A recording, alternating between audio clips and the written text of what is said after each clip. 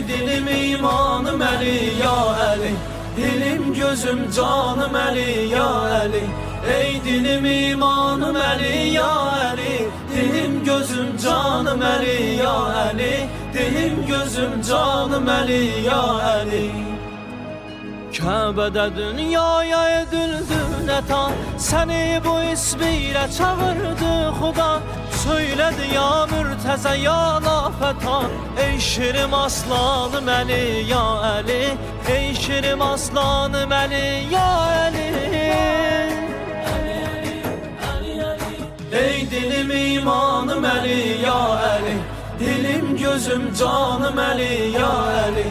Ey dilim imanım Əli, ya Əli. Dilim gözüm canım Əli, ya Əli.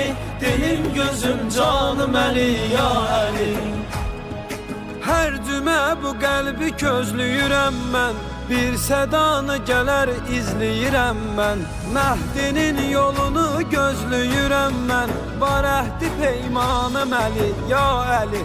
Var əhdi peymanım Əli, ya Əli.